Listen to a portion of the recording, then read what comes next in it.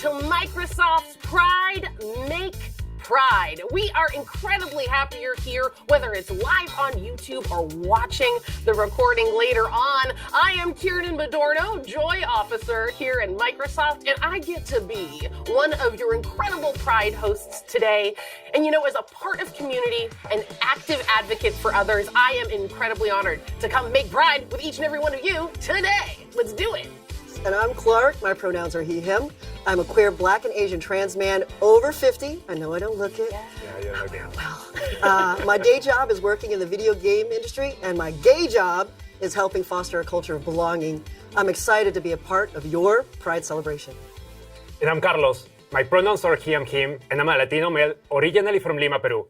I wear a mustache and some Pride nails today, and I'm part of the industry marketing team.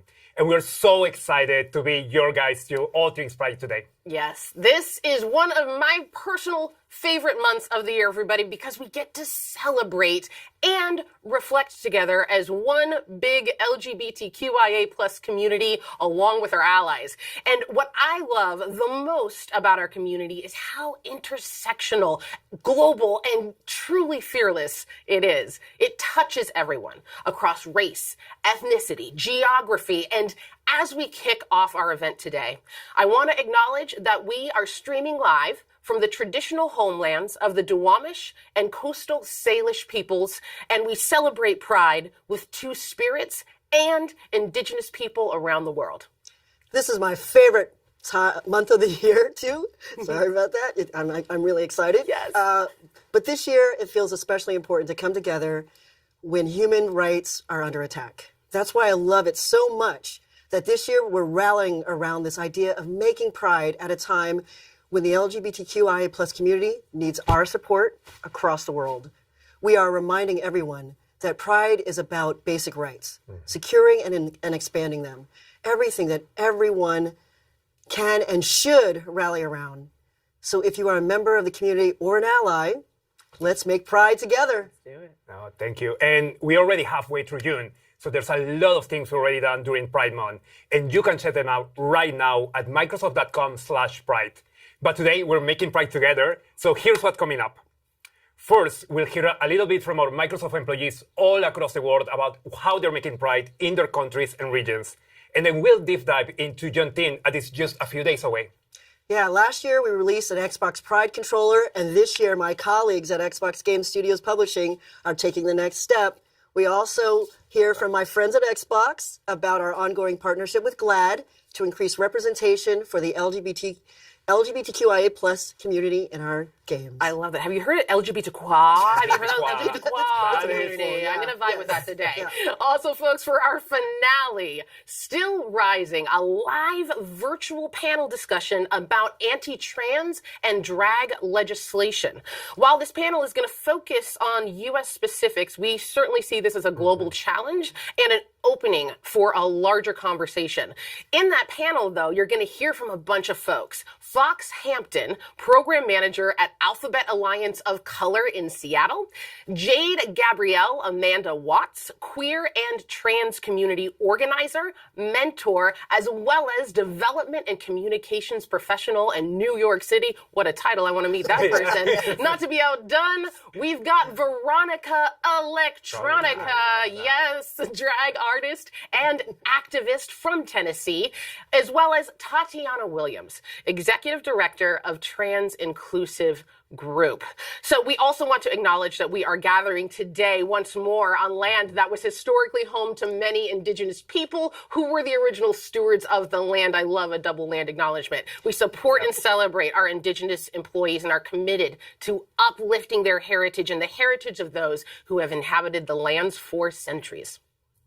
So that's a lot. We have a very packed agenda, and I know what some of you are thinking over there. Big corporations celebrating Pride, how groundbreaking.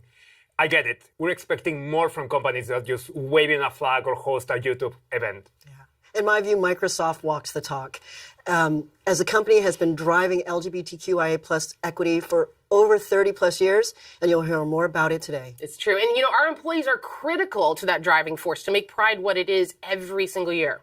Listen, we know it's not safe for everyone in the world to celebrate Pride, but for those who made this a safe event for me, for other hosts, And for participants today, thank you. No, thank you. And I know all of this are of perspective as Microsoft employees. So let's actually hear about from our executive sponsor, Chief Marketing Officer, and proud ally, Chris Caposella. Over to you, Chris. Here at Microsoft, we stand for supporting the greater good, which includes centering LGBTQI plus people and their voices. As a company, we have a very proud history of advocacy. Back in 1989, Microsoft updated our non-discrimination policies to include sexual orientation. And in 1993, we began offering our employees benefits for same-sex domestic partnerships, making Microsoft one of the very first companies in the world to do so. And today, our benefits, depending on local laws and demand, include gender-affirming healthcare services and parental and caregiver leave for all employees, regardless of gender or family structure. Our Gleam community today is present in over 60 locations and in 30 countries across the globe.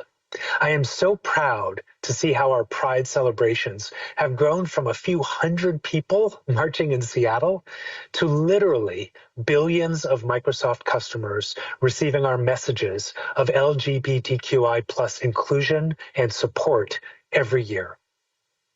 As a company, our commitment to standing with the LGBTQI plus community remains stronger than it ever has.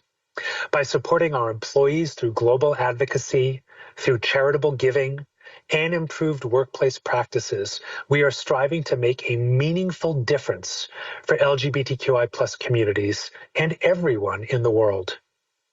This year, to mark the launch of Pride, we're contributing $200,000 to LGBTQI plus nonprofits around the world. That's in addition to the $15 million we've donated together over the past 30 years. Now, I recognize that we're honoring Pride at a time when we're sadly still seeing injustices impact the LGBTQI plus community.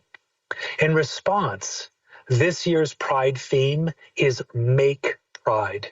And we're encouraging everyone to focus on what Pride is really all about, creating more equality and more access to basic rights for LGBTQI plus people and beyond. We believe the expression of pride can be reflected in countless ways. Hugging your loved one is pride. Openly serving your country is pride. Mutual respect is pride. At Microsoft, we're inviting everyone across the company to come together and simply make more pride. Now, last year, we open sourced our Pride flag design to represent 35 LGBTQI plus identities. This year's update now reflects almost 50 different identities.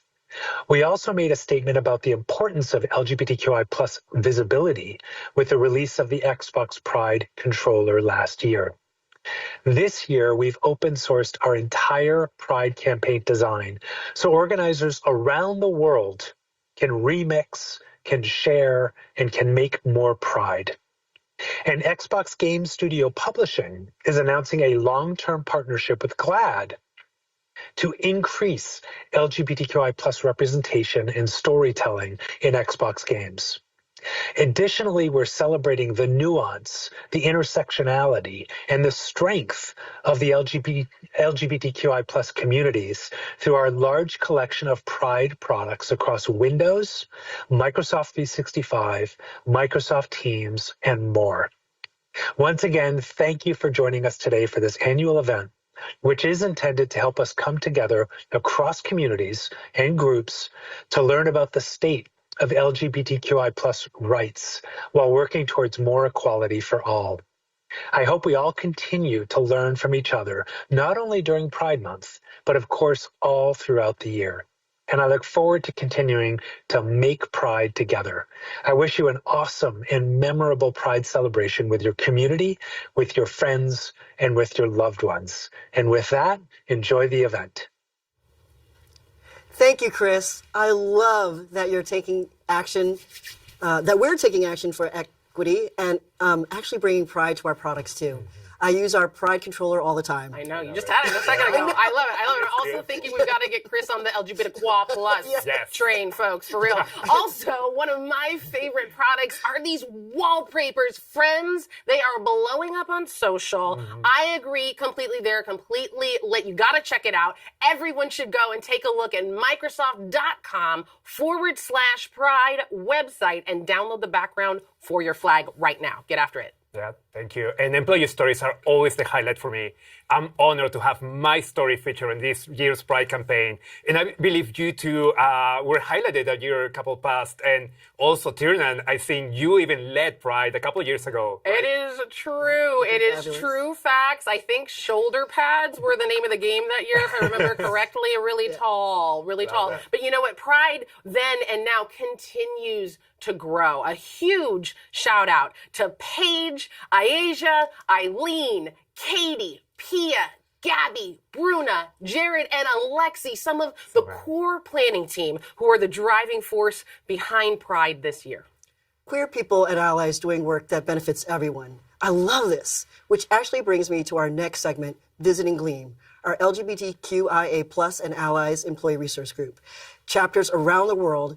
Today, Gleam is present in over 60 regions. It's a global and intersectional community that continues to grow. So, folks, today we're going to get things kicked off here in the U.S. Here, we are on the cusp of honoring Juneteenth. Juneteenth commemorates the emancipation of enslaved African Americans.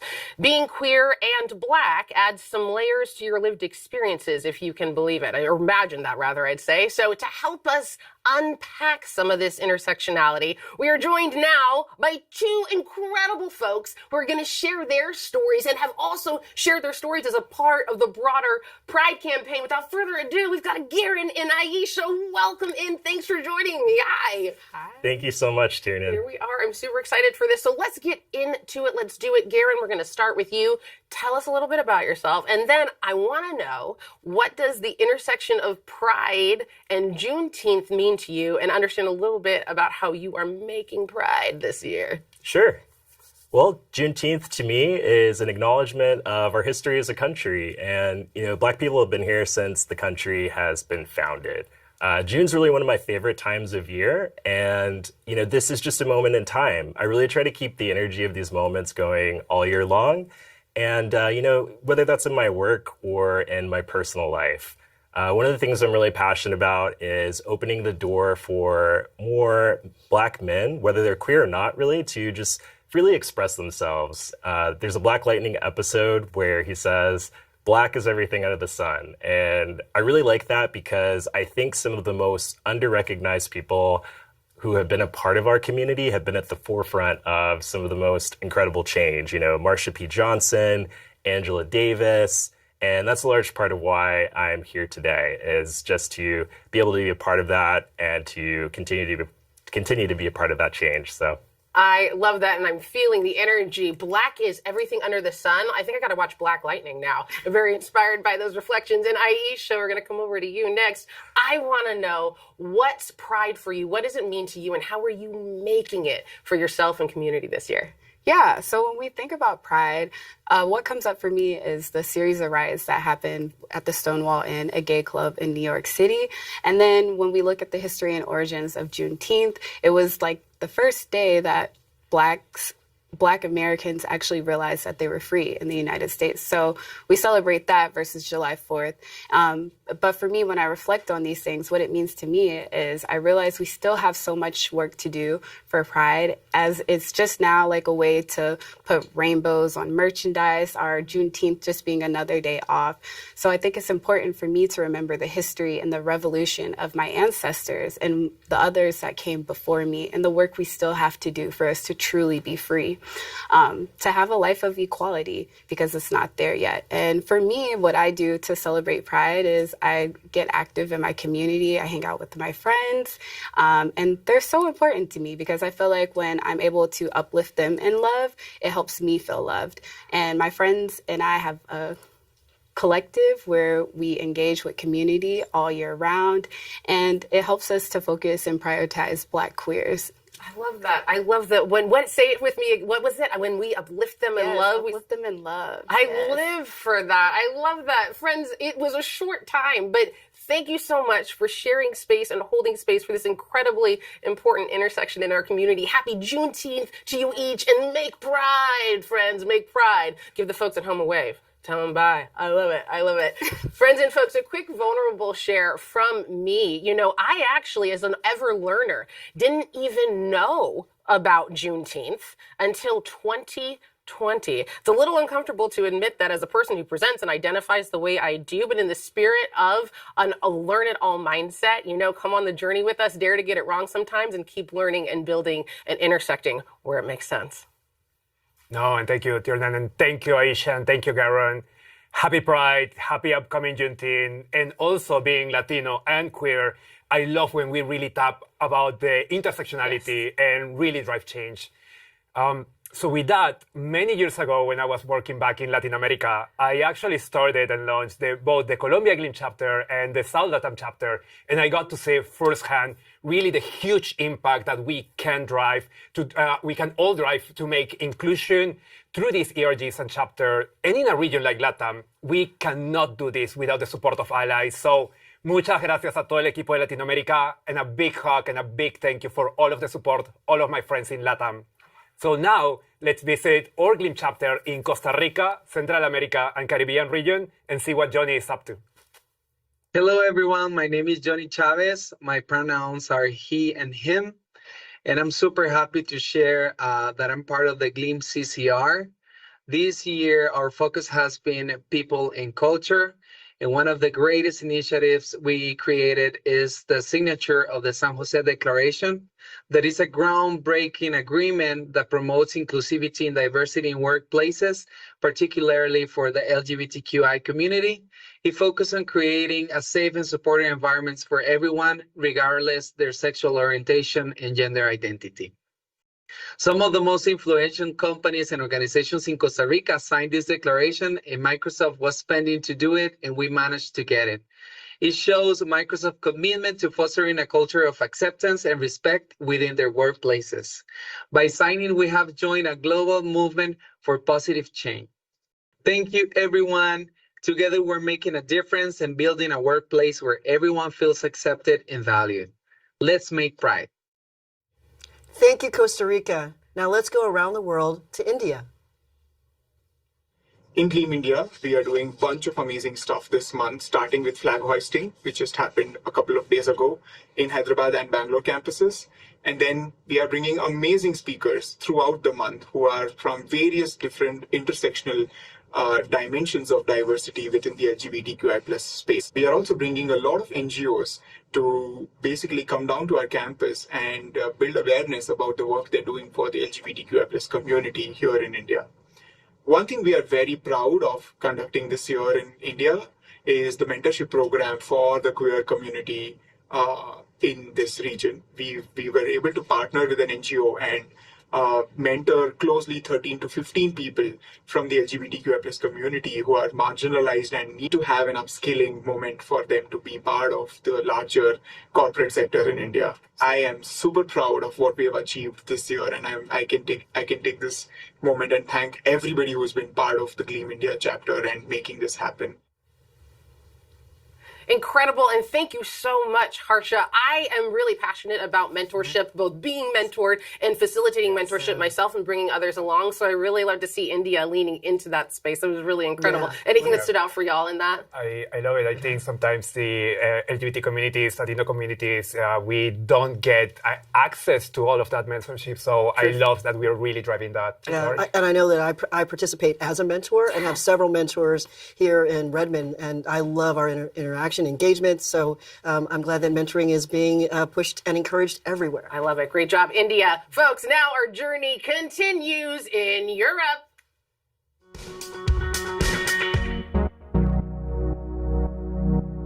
Hi, everybody. I'm Alessio. I'm from Rome, and I joined Microsoft 1 year ago. And I'm so proud and happy to be not only a Microsoft employee, but to be able to be and express myself into the GLEAM community. And I think there is no time like the Pride Month to celebrate diversity and inclusion that sparks and inspires innovation. Hi everybody, I am Andrea. I'm part of the Gleam Italy team. I'm based here in Rome, and for me, Make Pride means making sure that everybody has the same rights, the same opportunities, the same voice, be able to express themselves.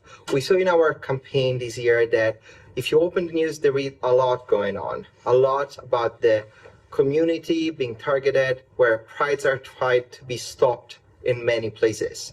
We want to make sure in making Pride that everybody feel recognized in this society, that everybody can be truly themselves.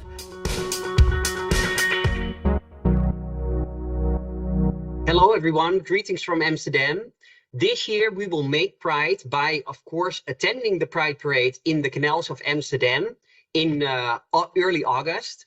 And on top of that, we will be hosting an event in our office and digitally on intersectionality. So we are much looking forward to those highlights. And of course, we are looking forward to seeing you all in Amsterdam celebrating Pride with us.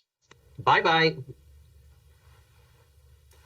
Thank you, Alessio, Andrea, and Case, and all of the other European Gleam chapters. And I hope I can get an invite to that Gleam Netherlands Pride event at the Canal. Oh, yeah, yes. August is my birthday month, so I'm thinking now I need to start getting some reservations to go there. Get it going. I love it. What have we got coming up next? Yeah, so let's see what Pride means to Amanda and her friends in Brazil. Make Pride to me means being proud of who I am and being respected for exactly who I am.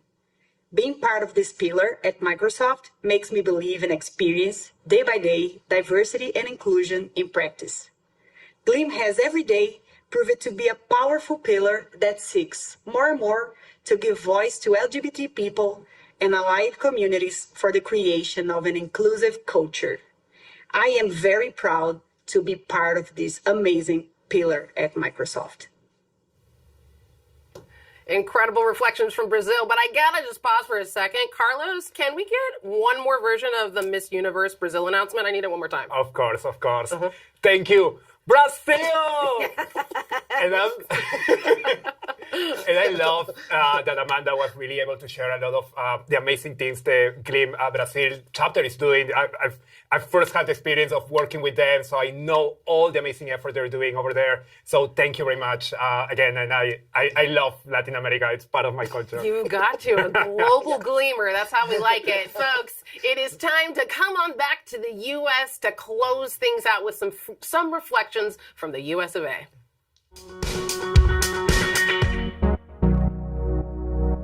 This year, our chapter is making Pride through our annual drag celebration and our annual Still Rising panel, featuring queer organizers, activists, and leaders exploring the state of the queer community. In addition to our ongoing community engagement efforts and our Outtake Speaker Series, we also launched 2 new initiatives this year. Queer Inclusion at Work interviews Microsoft employees who are bringing a queer lens to the ways that they do business. Recent episodes have featured Xbox, Microsoft stores, and more. We also launched a new allyship committee. They kicked off with an intersectional allyship event, working across various communities to explore what micro actions can lead to even larger impact. Our allyship committee also launched a queer allyship toolkit that you can find in our weekly Pride newsletters. To us, making Pride means honoring and celebrating where we are, continuing to push for further progress in partnership with Microsoft leaders and community organizers, and integrating a queer lens to the way that we do business at Microsoft. With that being said, go forth and make Pride.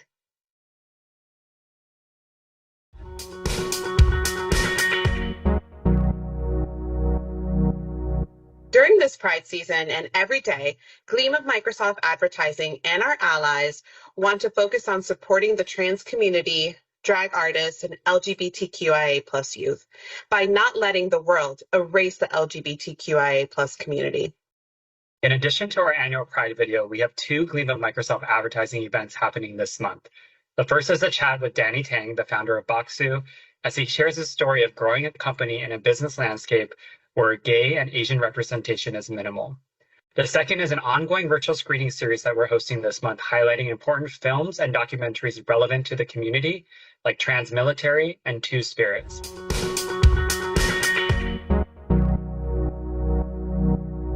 Hello, everybody. My name is Nico Mew. My pronouns are he, him. I'm a board member on Gleam at Azure Core.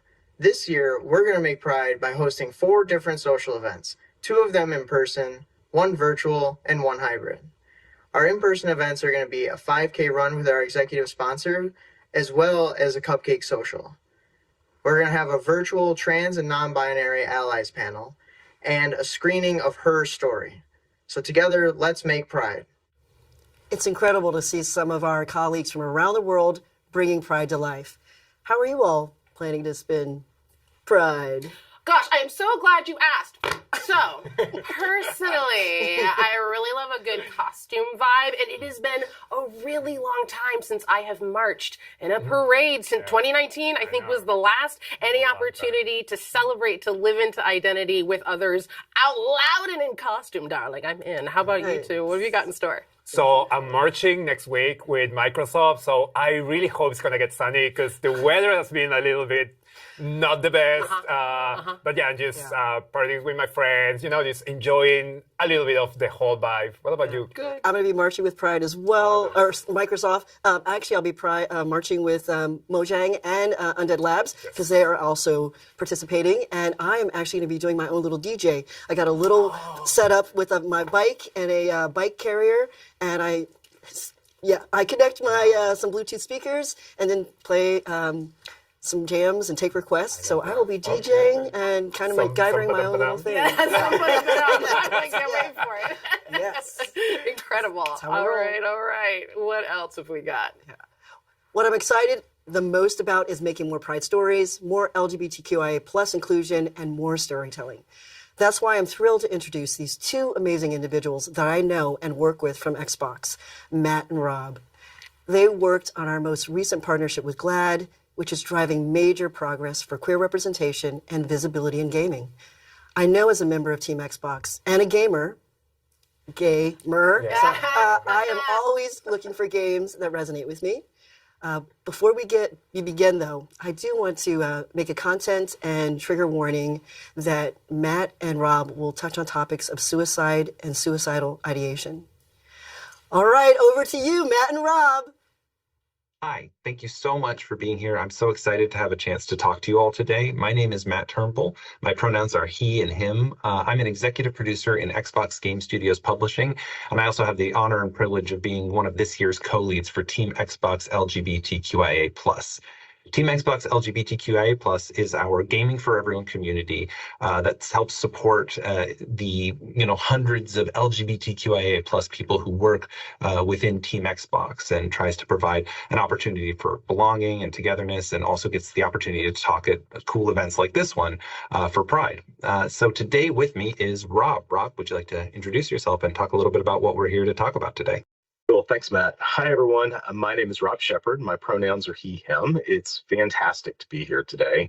I'm an out gay man married to my husband, Michael. We've been together for over 21 years.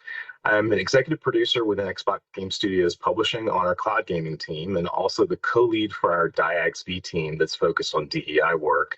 I'm also our team's global readiness champ, and I volunteer on GLAAD's Gaming Advisory Council.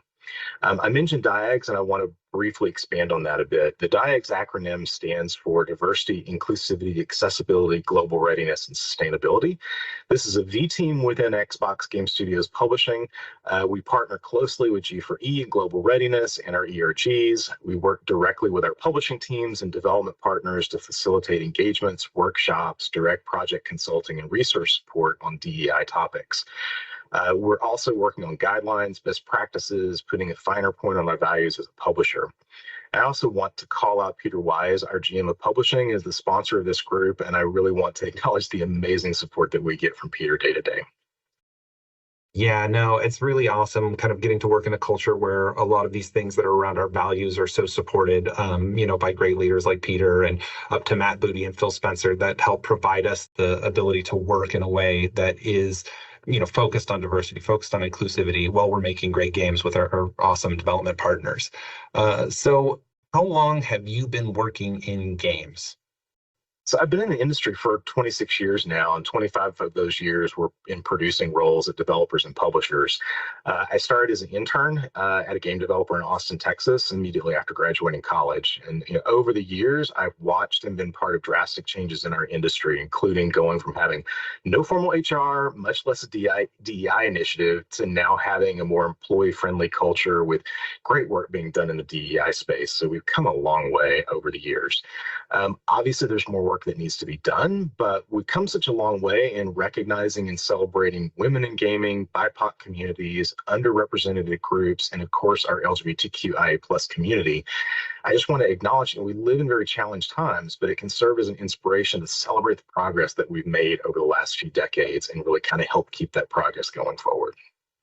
I know what you mean. I've been working in games just a little bit less than that, about 20 years now, over 10 of them here at Xbox. And you're right, it's drastic how much things have changed and how many new opportunities there are and how many great ways that things are happening. But obviously, you're also not wrong that, for every 2 steps forward, there's all these other challenges that keep popping up and all these other, issues that we're all dealing with every day. So it's good to be able to acknowledge that, but also celebrate that progress. So I really like that we're able to kind of keep looking forward and keep having opportunities to talk at events like this one. So speaking of that whole topic, kind of the amount of time you've been in games and all of that, specifically about representation in games, LGBTQIA plus representation or other marginalized groups being represented in games. How have you seen that change over, the course of that sort of long storied career?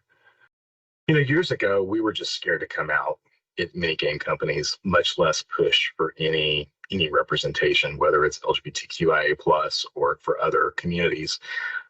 Personally, I was really lucky and I landed at companies that were very supportive throughout my career. So I'm one of the rare few in this position that has never had a homophobic event happen at work. But even being in a reasonably supportive environment, DEI just wasn't part of the thought process to be more broadly inclusive. At that time, I personally didn't even imagine that I would have the opportunities we have today and that I would be part of this work. It just wasn't in the thought process. We've seen drastic changes in the last 5 to 10 years. We first started seeing public indicators that some gamers were accepting and okay with more diverse representation. Then we started seeing some gamers actually demanding it. It's been a very big shift that's removed a lot of barriers to making great content that represents the LGBTQIA plus community. And when we look at generational audiences like Gen Z, for instance, 21% identify as a member of the queer community compared to 7.1% when you look at Americans across all generations. So it really speaks to how more free current generations are to be themselves. The key part for us as game developers, those demographic changes are helping shift mindsets and really highlights how important this work is as we strive to provide games to more players.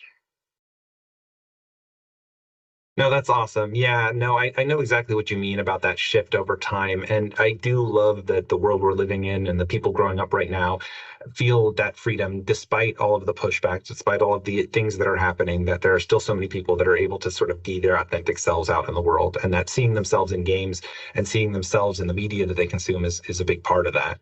So, in terms of your own personal experience, or a game you've worked on, what has feeling seen or represented in a game meant to you, personally? So I'm going to start at the beginning and speak a little bit more about my lived experience. I grew up in East Texas in a Southern Baptist family, and I started coming out in the late 80s. There were no queer role models. There was no representation in TV and film, and we were just socially isolated. No Facebook, no Instagram, no social media. I didn't know any gay people in my high school class of 900 people. Of course, we know now that there were a lot more queer people in my class, but for me at the time, I felt completely alone. I felt trapped in a world where I was constantly hearing gay people are going to hell. As a result, I was very suicidal during that coming out period during my teens, but a few really wonderful human beings helped me through it. In college, I was the president of our LGBTQ student union for a couple of years, and I had the opportunity to work with troubled queer youth, run LGBTQ educational events on campus, and that was a great experience. Then being in Texas over the course of 10 to 15 years during that coming out period, and then in college and past, unfortunately, I've had 7 queer friends that have committed suicide due to the oppressive environment at that time. So it's been difficult time periods for many of us. And I would like to say that we're past those days, but for those that still live in oppressive areas, representation of video games may still be one of the few times they're feeling really seen. It may be the only time they feel free to express themselves, and it may be the only place where they can explore who they really are. So back to the question of what has it meant to me, it warms my heart to see the level of change and acceptance that has happened. But more importantly, if we can help get good representation and aspirational experiences in our products that will ultimately help queer kids feel seen, validated, hopefully reduce the sting of society we're living in, then we can help these current generations avoid what our earlier generations went through. And it's literally an opportunity to make a significant positive impact in someone's life. And in terms of responses from players, like we hear stories over and over of players that were able to safely explore their sexuality, explore their gender identity, felt seen and acknowledged for who they are when the opportunities are present. The reality is those game experiences are currently few and far between, so we have a lot more work to go. No, I know what you mean. I definitely experienced that throughout my growing up, my own coming out experience, how I wanted to be seen professionally, how I wanted to be seen in the world, and having that chance to experiment, having that chance to explore in those more freeform spaces have been, really important to me as part of my own, personal journey of coming to accept myself, coming to really know who I am. So that kind of brings us to, the work, right? The effort around trying to help improve LGBTQIA plus representation in gaming, trying to make things, better for everybody on that front. So the thing we're here to talk about today is this awesome partnership that was just announced. We put it on Xbox Wire about it. There was some other, press about that. This partnership between Xbox Game Studios Publishing and GLAAD, GLAAD, GLAAD. So can you tell me a little bit about GLAAD? GLAAD was founded in 1985. GLAAD is the world's largest media advocacy organization. They work with television, film, video games, Spanish language media, journalists, social media to tell stories and consult on LGBTQ media representation. GLAAD tackles these tough issues and provokes dialogue that really leads to cultural change through increased media accountability, public campaigns, corporate engagement initiatives, and advocacy programs to really help ensure 100% inclusion and acceptance of the LGBT community.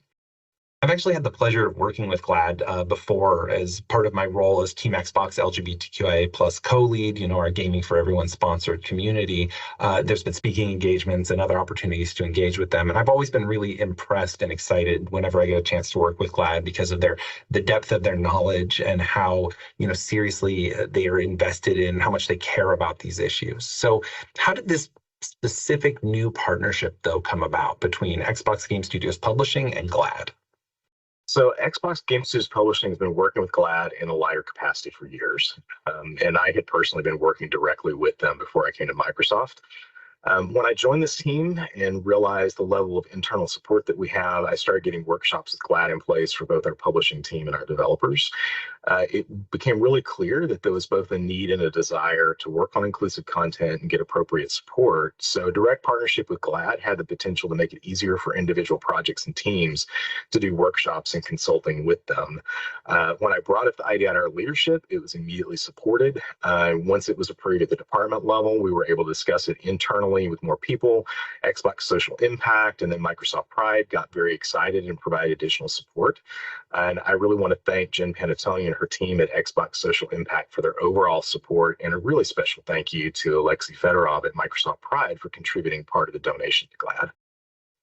Yeah, no, it's really awesome how this company is getting behind these efforts together and how we can kind of all come together to support these cool new initiatives and these great new, opportunities.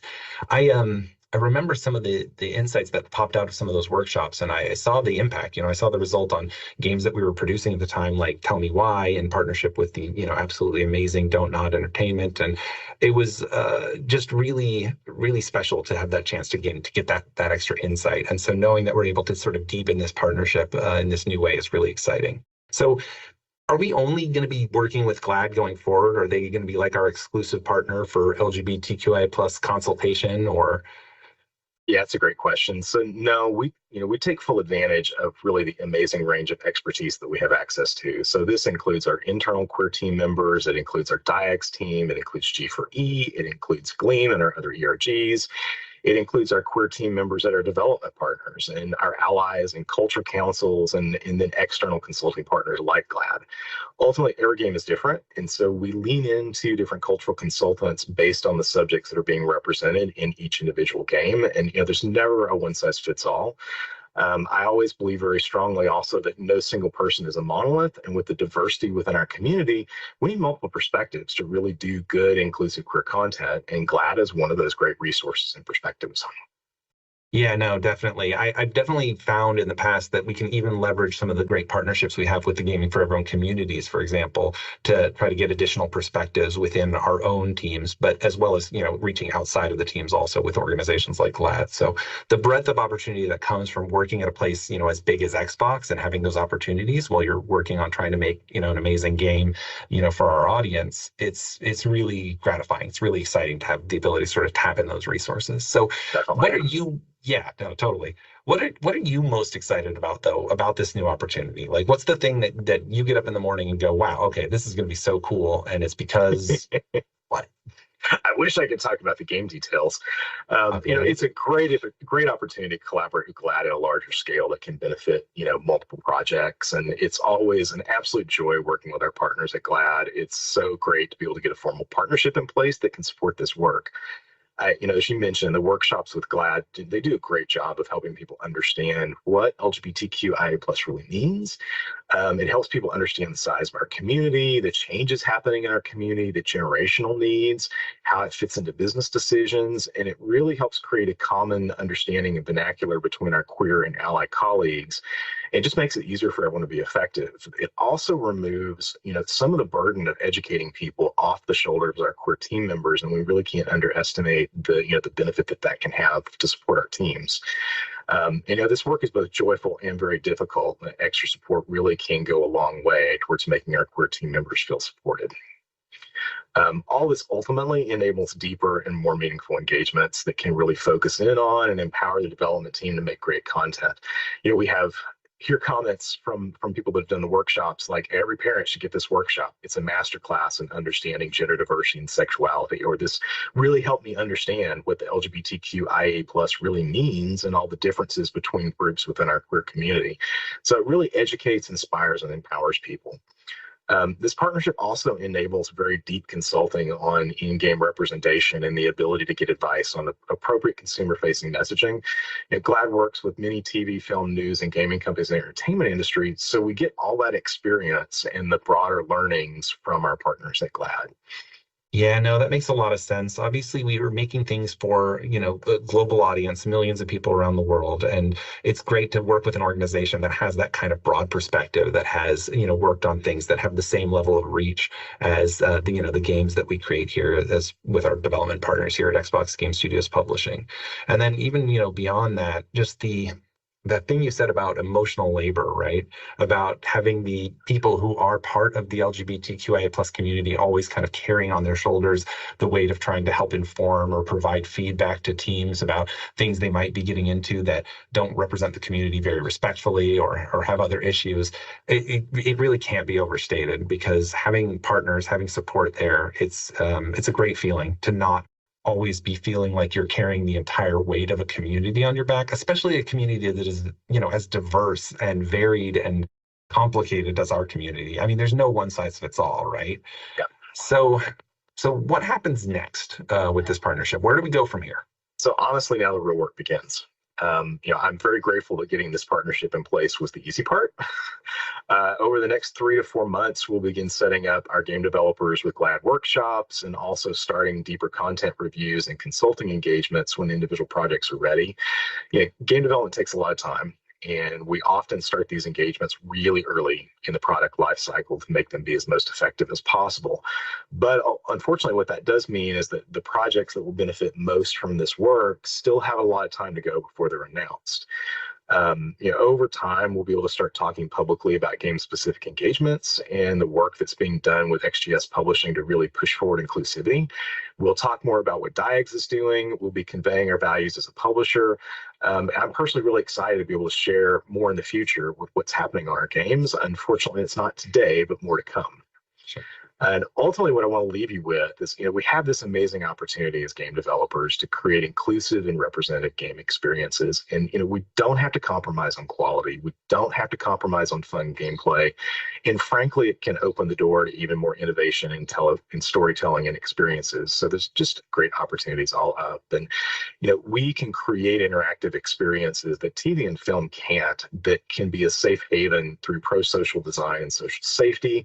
There are opportunities for personal exploration, representation that provides positive perspectives and the affirmation of being seen for underrepresented communities.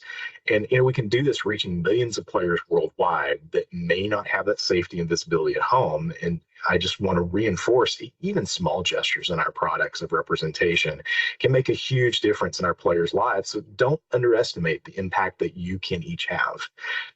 I hope everyone has a wonderful Pride this year, and I thank you all for being part of our 2023 Pride celebration at Microsoft and Xbox, and thank you so much, Matt. No, thank you so much, Rob. I really, really appreciate getting to sort of probe your insight on these areas and learn more from you about this stuff. I feel like I get to learn from you every day on awesome topics like this. So it's been really, really great. And so with that, we're just going to say thank you so much for having us here at the Microsoft Pride live stream this year. And we will hopefully get a chance to talk to you more about some of the awesome games that we're working on soon. Take care. Oh, thanks, Bye. Matt. Thanks all. This is so encouraging to hear. Thanks for sharing that with us, Matt and Rob. I love hearing that work life is happening it helps to drive real progress. 100%. It's so important that we can all see ourselves in game. Completely. And I mean, when I think about how important visibility and representation are so important when we see ourselves reflected in the world around us, I believe we're more empowered to be our true authentic selves. Or if I think of some of the examples that I had growing up of, let me see, okay, I'm going to Star Trek it for y'all, but Lieutenant Uhura in Star Trek, for example, I was like, oh, okay, I could be on TV maybe, or piloting a starship even. Tina Turner, I can be a rock star. So this concept of seeing yourself reflected in the world and feeling that you belong in it more or that it's for you is incredibly powerful. What do y'all think? I mean, how has it shown up in your lives, representation? Yeah. And actually, that's a little bit part of my story. Yeah. Growing up in Latin America, I knew that I was gay from the beginning, since I was very, very young. But when I look at the media, it was never there. And when it was there, it was very in a comedical way, not as the best thing. So it actually took me a long time to feel really comfortable with me being able to openly say that I'm gay on the personal side, and then going into the work life. So it took a lot. So I think for a lot of us, we need to do the work to actually drive that inclusion, to make sure that there's good, positive representation. Yeah, absolutely. Yeah, for me, visibility is so important. I didn't transition until later in life at 45. And so to be able to live my authentic self and to also see content out there that's now reflective of how I see myself is just so important. And so I'm always appreciative when other people take I know it's called covering. I was going to say courage or bravery, but thank you. But I also know that people don't think of it as being courageous or brave. They just think of it as being their authentic self. And so that is really important. And so I definitely honor anyone who does that and just lives their truth. 100%. It makes me even realize, I think, because personally, I didn't really identify at all for quite a long time until I would start to see more queer entertainment in media, in our own company, places like this. And I think, and we've had many conversations about this, about how I'll identify as community, but not be specific. So even that representation for me has impacted that. Yeah, there it is. So, and now we're going to something that's very important and special for me because I'm part of the marketing team. So each year, our friends at Microsoft marketing team bring together a group of leaders to discuss themes that speak most to the moment of time. Right now, the conversation for this year, it's all about transgender rights, drag storytelling, community activism, equity, and unity. So let's hand it over to Haley and the Still Rising panel. All right, hello and welcome to the Still Rising panel. My name is Haley Hirsch, she, her, hers. I am so honored to be here to represent Microsoft Advertising. I am a white woman in my late 30s with dark hair and glasses. I am wearing a white t-shirt that says Pride on it. And when I am not working in advertising, I am working hard on bringing awareness for the LGBTQIA community with my efforts within Chicago youth organizations as a co-lead for Gleam Chicago and the steerco of Gleam of MSA. But most importantly, when I'm not at work, I am the proud mama of 8-year-old twins, which is what brings me here to this panel today. I am not only an ally to the LGBTQIA community, but I am working hard to bring awareness for the transgender youth community because my 8-year-old son is transgender and has been telling us since he was basically about to speak that he was. I want to take a moment and I want to do a land acknowledgement, which we like to do here. I am sitting in the suburbs of Glenview, Illinois, which is a traditional land of the Potawatomi people, past and present. I honor with gratitude the land itself and the Potawatomi tribe. I would also like to acknowledge, though, that Microsoft is a global company and has land that is built on traditional land of many global indigenous tribes. I honor the land and those tribes as well. I've got a lot to get through. Before we get started, I want to thank so many people that are here today that helped this panel get together. We are in partnership with Blacklight, Ola MCB, GET, Women of MCB, Gleam SE, Gleam Finance, Sela Gleam, Worldwide Gleam, and of course, Out at MCB, which is who helped organize this panel today. For those of you who don't know, Out at MCB is an employee resource group for the LGBTQIA+ 2S employees within the marketing and consumer business. Now, that being said, let's dive into who we have speaking with you today. I am honored and a little bit nervous because these people are so amazing to be speaking with Fox, a leader of Alphabet Alliance of Color, Jade, who is a queer and trans community organizer and leader, Veronica, a drag artist and activist from Tennessee. And I really want to call attention that their location is in Tennessee, which is at the front of an anti-drag law that is being proposed or is proposed. And then we have Tatiana, who is an executive director of the Trans Inclusive Group. I also want to pause and also say that this is a global challenge, not just unique to the U.S., but we really are going to focus on the U.S. today. This is a door opener, and there's just so much to unpack, but we're going to explore this more globally in the future and other events. But today, we're going to just deep dive into U.S. So I want to take a moment, let our guests introduce themselves, and I'm going to go ahead and start with Fox. Yes, hi. My name is Fox. I use he and him pronouns and they and them pronouns. I am a light-skinned Black trans mass person. I have a short blonde afro and I'm wearing, they're gold, you can't really tell in the camera though, glasses and a leopard print collared shirt. And yes, I am in Seattle, Washington, which is the traditional lands of the Duwamish people, and I am a co-director at Alphabet Alliance of Color, which is a really small nonprofit that serves queer and trans, Black, Indigenous, and people of color in this area. And yeah, I like to dance, I like to read. I have a fat cat who might make an appearance, and I'm really excited and honored to be on this panel. Awesome. All right, let's go to Veronica. Hello there. My name is Veronica Electronica. I use she, her pronouns while I am performing when I'm in drag. I do not know how to say thank you enough to everybody that's involved in this project for inviting me. Living in Tennessee the last several years, I've seen an uptick in anti-LGBT rhetoric in our state legislature, and it's been so uplifting to see so much support from across the country.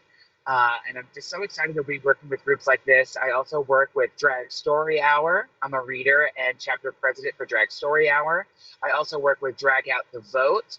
I work with the Tennessee Equality Project, Inclusion Tennessee, and so many other great organizations that allow me to spread the message of love against so many messages of hate and uninclusion.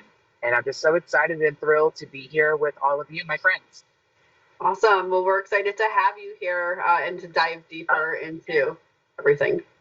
And I am wearing a lovely little purple frock with lots of pink and purple sparkly jewels with a Marilyn Monroe-esque blonde ambition kind of updo kind of thing. So I just wanted to look extra special, sparkly for you guys. Amazing, and you sure do. All right, Tatiana. Good day, everyone. I am Tatiana Williams, the Executive Director and Co-Founder of Trans Inclusive Group, which is a trans-led organization located in Wilton Manors, Florida. And most of our work is for protecting and defending the rights of transgender and non-binary individuals, although we work with the L and the GB community as well. I have a lot of affiliations. I also work with the Human Rights Campaign. I'm also a part of Equality Florida, and I'm so excited to be here. And I've also worked with GLAAD before in the past, so I'm glad to be here and have this conversation. I'm more than sure that it'll be some work that we can get done because this intersection is very important. And thank you for having me. Well, we are so glad to have you here. And last but not least, Jade, please introduce yourself. Hi, folks. My name is Jade Watts. I use they, them, and zero pronouns. I am a sort of medium tone Black person, non-binary person with a short Black afro. I'm wearing silver glasses and a button-up shirt with stripes that are vertical. I am a community organizer, and I work with different groups in New York City, in Westchester area, but also in the New York State and around the world, really. I am so excited to be able to be part of this conversation today with you all. And yeah, let's just jump right into it.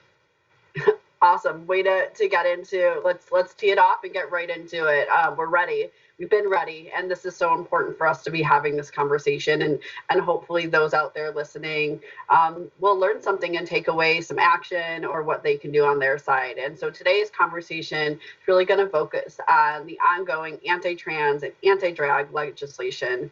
And then, because I said there are some folks that are newer to these conversations, we're going to have you all start off and talk a little bit about how you would differentiate the trans and drag communities. And so we'll start that question with Tatiana.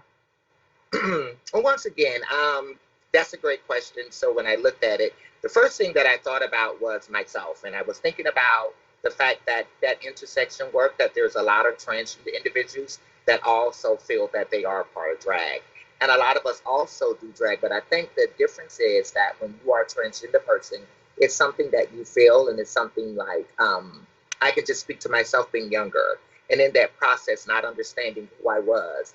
And once I got to a place and met people, and I started to understand, like, this is what I identify with. And then I was able to start to make that transition.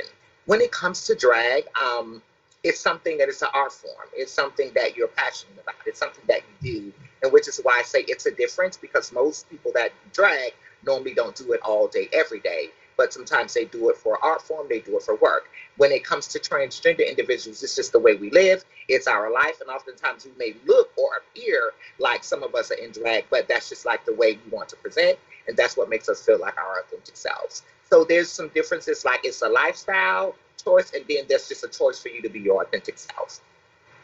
For some people, it's like breathing for the transgender community. It's just who they are. I think that was said perfectly. I couldn't agree more. Fox, do you have anything to add to that? Yeah, I think the only thing that I can add is, like, drag is open to everyone. Anyone can be trans too, but yeah, anyone can do drag. Like, you don't have to be trans. As Tatiana said, there is a really large overlap of trans folks who do drag, because historically that has been the way for us to express our gender in a way that felt safe and palatable to people around us.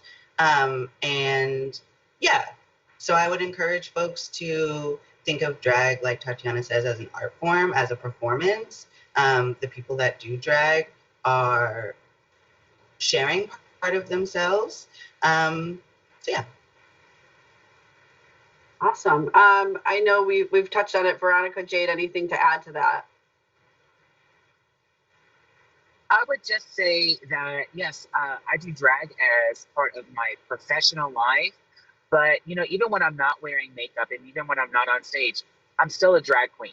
So when I'm speaking to, community members and I'm dressed in a t-shirt and a pair of jeans and some flip-flops at, 5 o'clock shadow, I don't like for them to forget that I am still a drag queen, even if I'm not in makeup when I'm working with them. So it is part of our livelihood, even though it is just kind of part of our professional you know, what we do for work, but it is all encompassing as well.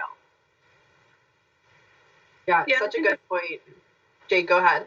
I was going to say, just I think to add to that too, I think this conversation kind of goes to the broader conversation about what is the difference between like the construct of gender and performance of gender, right? And so we can perform our gender every day. I'm performing this gender right now, you're performing that gender right now. The only difference between that and, let's say, drag is that drag can be, like Fox said, you don't have to identify as any sort of way to do drag. But you typically identify as trans or in that umbrella to be trans. And that's really the only qualifier. But to sort of deconstruct or parody that we perform gender all the time is in my mind what drag does. And it's sort of different between having a different gender identity and to do drag. Yeah, I think that's such a good point. And there's so many things that I'm already taking away as learning. But I think, Veronica, what you said really stuck out to me, just in terms of like, even when you take off drag, you still are a drag artist, right? And I think that that's something when I leave and go do something else, my career, my job is still a part of me. And so you can't just leave it at home, right? And so that's such a good point that I think, was a takeaway for me here as well, as along with everything else that everyone else said. And, this is just the start of the conversation. I think the legislation that we have been hearing about recently and witnessed an increase in anti-trans and anti-drag legislation have been just increasing. This year alone in the US, over 500 bills have been put forward. And I think as I last checked, over 69, 70 have passed. This is so disheartening. For me, when I read what was going on in Florida and many other states are trying to make laws to take away transgender children from their parents. And that was just, I think for me, the scariest moment of this. There's been a lot, but for me, that was definitely the most disheartening. But there are just so many. And people watching may not understand why these laws are harmful, because, they think they're protecting children or families, but this is against us. It is impacting our lives and our livelihood and our existence. And so wanted to talk a little bit about how this does impact aspects of your existence, as I just shared, the fearfulness of mine and feeling lucky to be from a state in Illinois where those aren't, and we are protected, but knowing that it could change, right? Or that these continue to pass. And so would love to hear how this impacts you all. We'll start with Tatiana. So that's a very, very good question, especially here in the state of Florida, So for me, trying to do work has been difficult. I went out to ET the other day, and in that process, some people was coming up to me. We was at one of the local restaurants where a lot of the drag queens work, where a lot of community members work. And I've never been rushed like that at a restaurant in a meeting. And a lot of them the community was in a state of panic. And I think that it's important to understand that when it comes to, trying to restrict our health care or all of these bills, when it comes to our community, it puts us in a state of panic and it makes us have that uncertainty. You don't know what is going on. You don't know what is going to happen. And for some people, it's a matter of life and death. I think that with some governments and some legislation, I think there's some underlying Christian or their own beliefs, if you may. And I think that they're not really thinking about these are lives that we are impacting, especially in our community. So, and we're in a position to where our organization is all about health and all about your quality of life. And in that, some people don't feel like they have a better quality of life or a good quality of life if they can't access these services, right? So in that, it puts us in a place of isolation. Why should I come out? And then it gives other community members the right that are against the transgender community and the LGBT community. It gives them the right to feel like, okay, we can do that because we have a government that's saying that this is okay. So this impacts us, not just the transgender community, the community as a whole. And when you think about how this government is moving, it started with one thing and it started to trickle down to everyone. So it's impacting everyone. And I think that it's important for us to understand what that intersectional work looks like. So now we're not just only advocating for the transgender community, we're also advocating for drag rights and all of those rights. So we work together collectively so we can have a larger impact. So it's really majorly impacting our community and the way to where I'm waking up and I'm having all of these emotions. You know, me as a woman that's 51 years old, it works for me because a lot of the things that I've got through, and I do have my share of privileges, and I always tell people, when I am advocating, I'm normally advocating, most of the times I'm advocating for someone else, for them to be able to have that quality of life that I have or that I had. And I was fortunate enough to have a family that was in full support of me, right? But I know that people that walk through my organization do not have that support. So when you have people that do not have that support, do not have access to health care, it's very important to them. So some of these entities that they are removing are impacting our community, and we don't think about the mental health.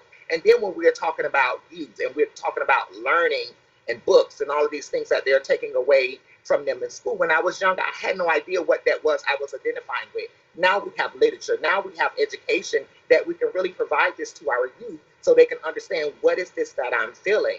And for our government not to take into consideration that we are people, that we're human beings. And I mean, we all have our beliefs, right? You do what you want to do, I do what I want to do. But I don't think that they should have the right to tell people, especially adults, and then tell parents how they should do their parenting as well.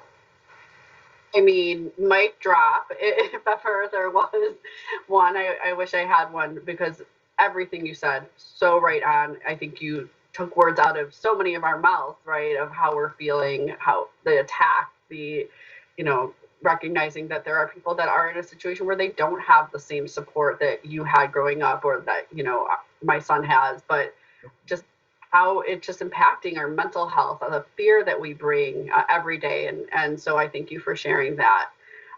Jade, anything to add on to that?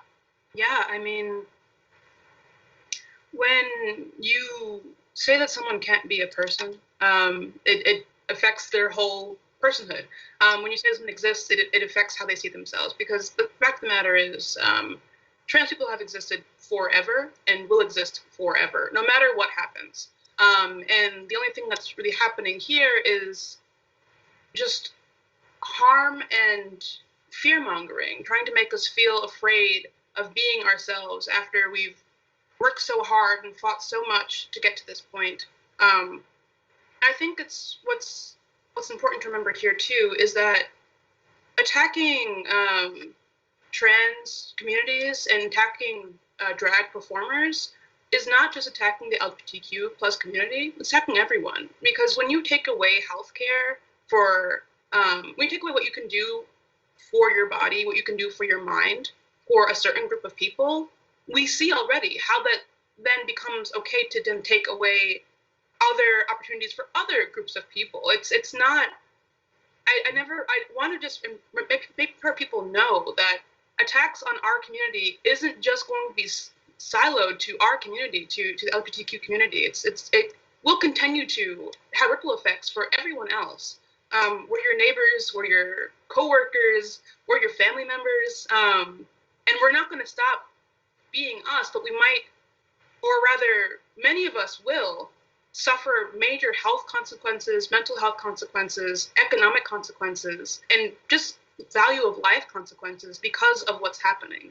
And so I want to just, I know we're not there yet, but I want to just encourage folks who may not know what's going on to really look into what's the laws that are trying to be passed are happening, and really look into what's going on around you, and talk to people around you, because we're all in this together. And us as trans folks, as people who perform drag, us as in the queer and LGBTQ community, can talk to each other and like fight with each other. But if we don't have support from allies, then it really goes not as far.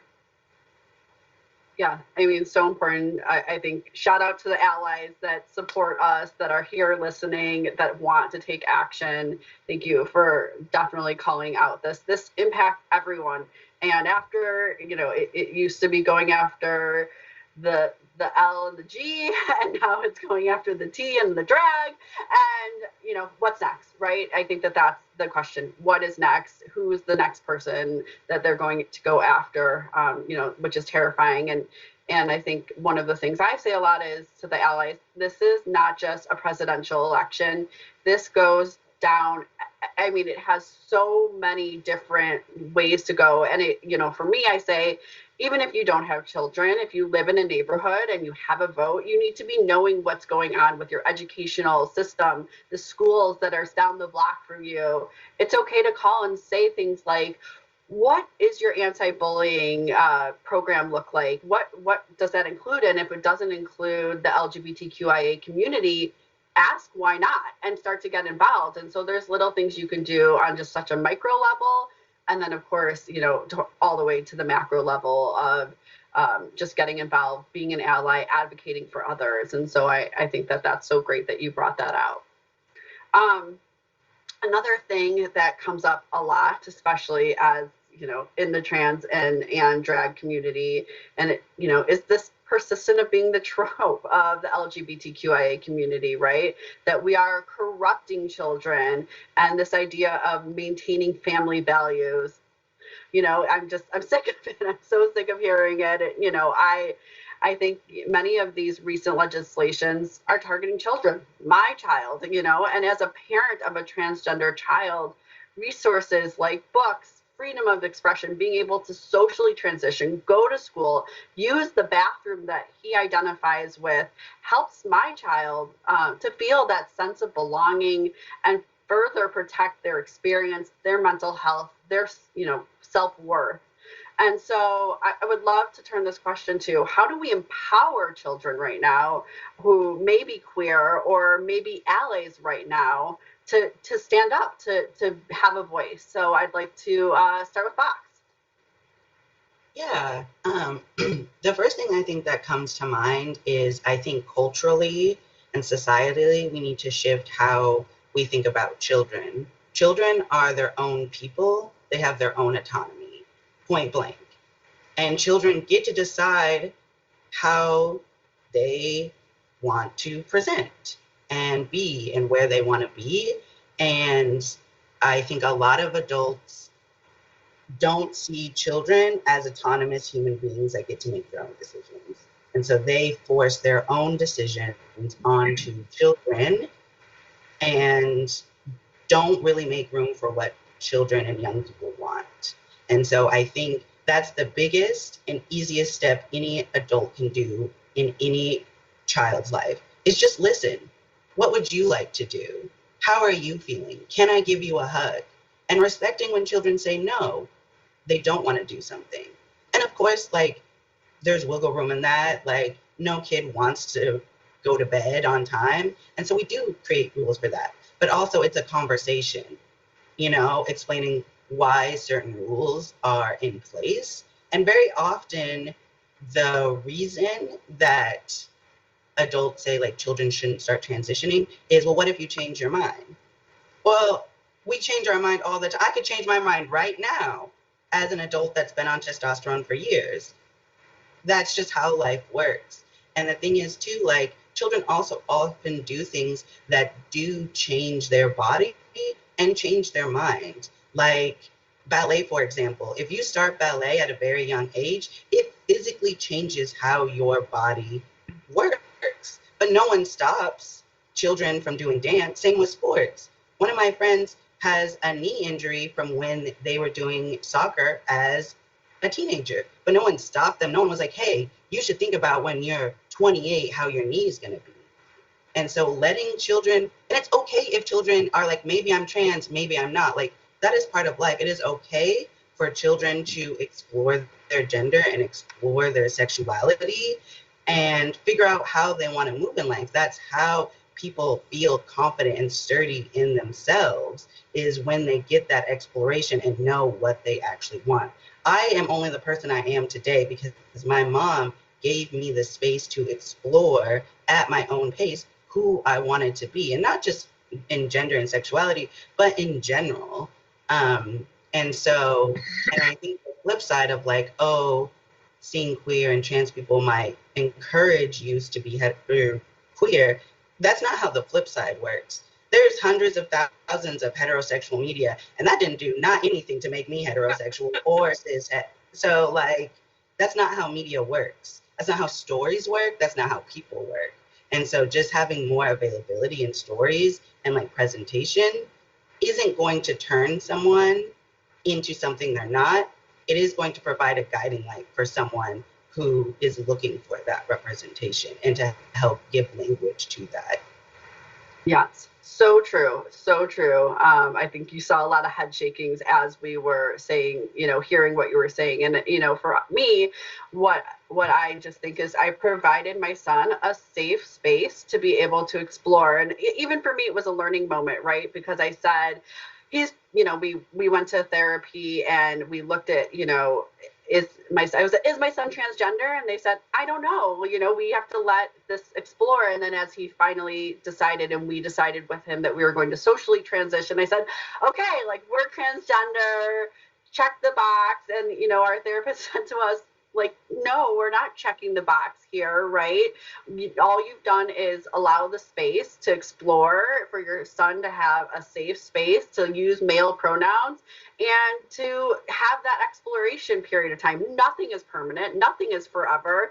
He has a haircut. He's using male pronouns and a name change. And it's okay. And so I think that was a learning point for me, that everyone's exploring. Everyone's changed their time. I think as we started this, before everyone joined, we talked about our hair color and how many times we've been blonde or not blonde. People change, right? And people explore what works for them. And so, I think that's such a good point. Veronica, anything to add there? I just think that we really need to, like my friend was saying, we really need to cherish our children and how they express themselves and really listen to children. When I'm hosting Drag Story Hour, I have the opportunity that as somebody who does not have children of my own, I get to interact with other people's children, and I get to see how they play creatively, and I get to see how they interpret stories, and I get to see how they play with each other, and I get to see the questions that they ask the drag readers and how they interact with their parents.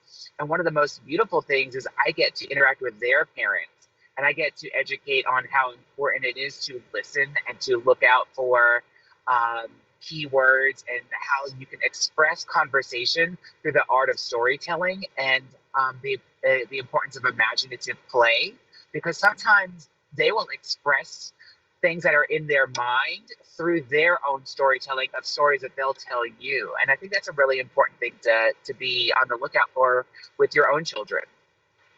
Yes, and you're perfectly talking. The next topic is storytelling, and another way that the queer youth and youth in general are being impacted is in governmental restrictions on what they can read and what they're exposed to. I know for us, reading books like Jacob's Dress and Jack, Not Jackie, was instrumental.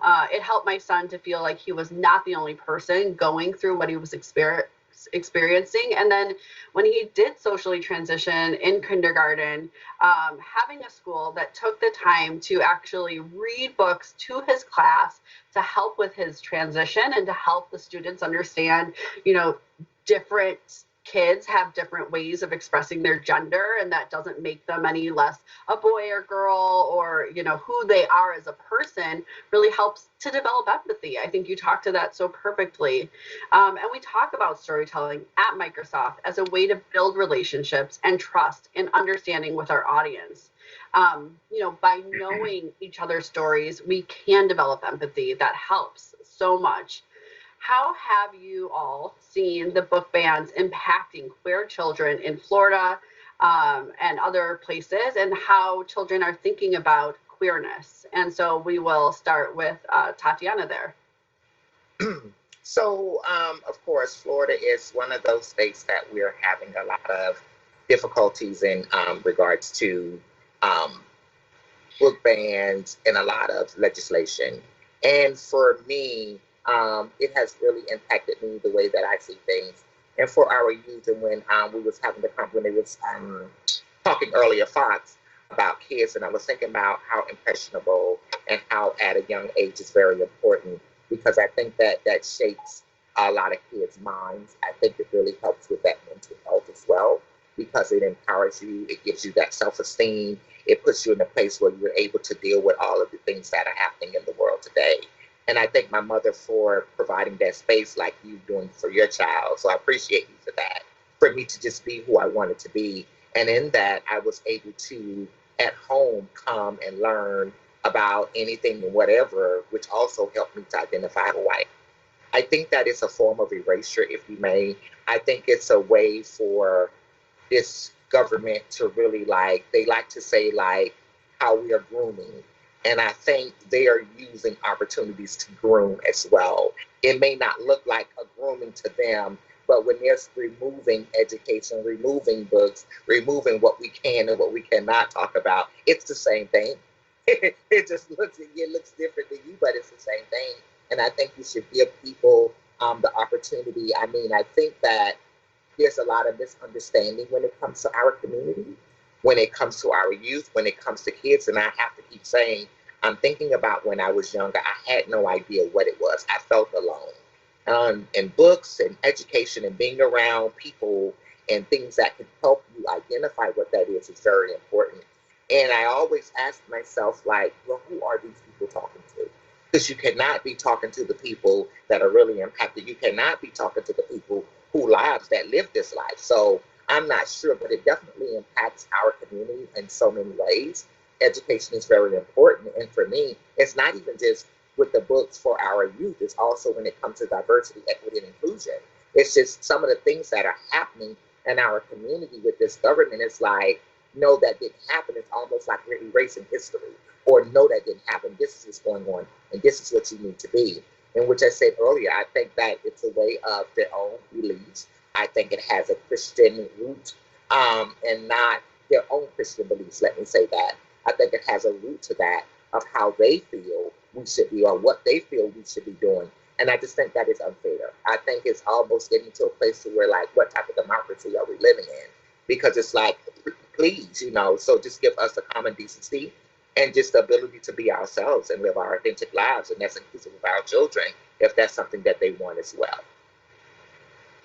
So well said. And every time you speak, I feel like I'm just learning so much and want to thank you for that. And one of the things we do want to talk about is, books being a form of storytelling. And I'm interested in understanding the role of storytelling within the form of art drag performance and drag story hour. And so was hoping, Veronica, that you could share the difference between the two for the audience who might not know. And could you share, your insights and experience with the power of storytelling as a drag performer? I know you kind of went into it a little before, but if you could go into that, what storytelling means to you as a drag performer, how do you see the storytelling impacting the audience? And then, anything for all of us at Microsoft and beyond listening, how Microsoft employees can authentically tell stories to broader audiences.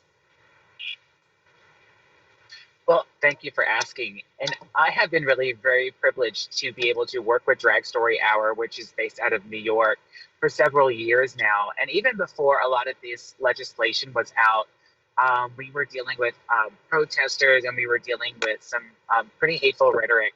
But at the end of the day, it's about educating children. It's about allowing us to find the stories that speak the truths of many different types of people, and allowing us to celebrate diversity and celebrate ideas and celebrate the creation of stories. I always like to make sure that at least once, usually at the end of our story time, after we've read several books, I always like to have the inclusion of creative play.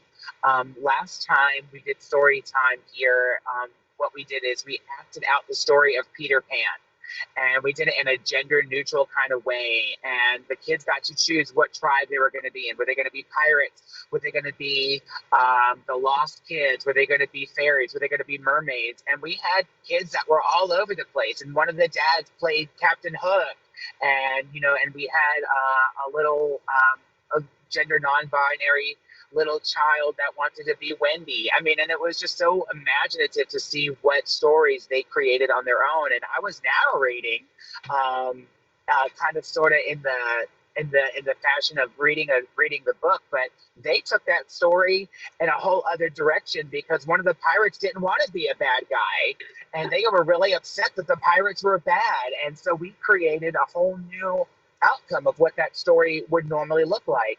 And you can't do that by limiting how creative a child can be and by limiting what they can and cannot do and play and read.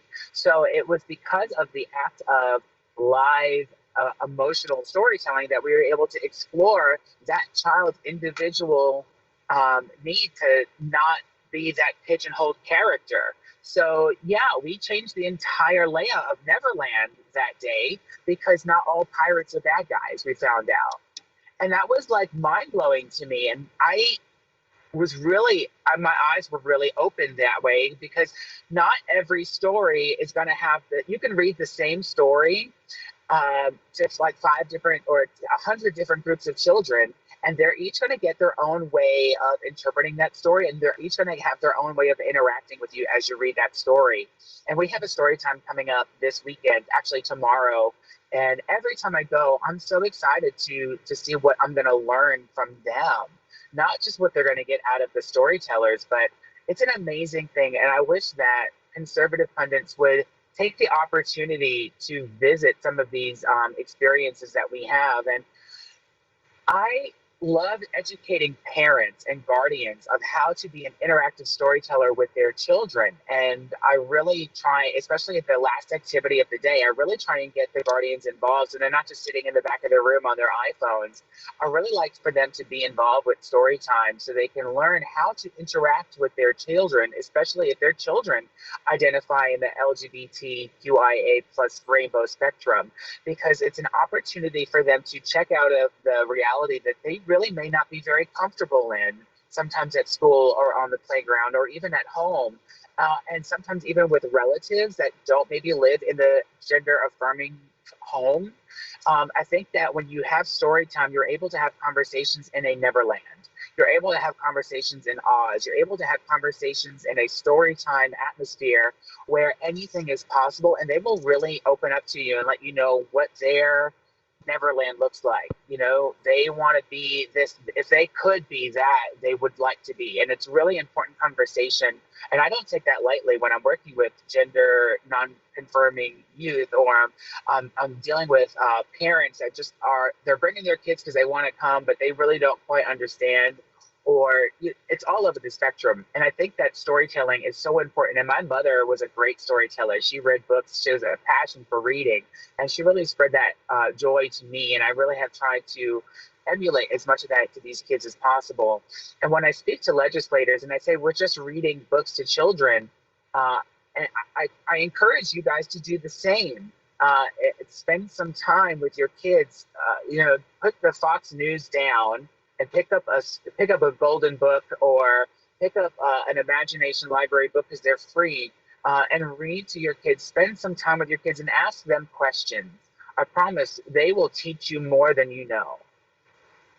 So well put. And I'm sure every person watching this right now is thinking, I wish I could go see a story hour by Veronica, because that must be just the most fun hour or so of time. And so, I mean, I feel that magic that you're sharing, and I'm sure that the kiddos and the parents all feel that too. It's infectious.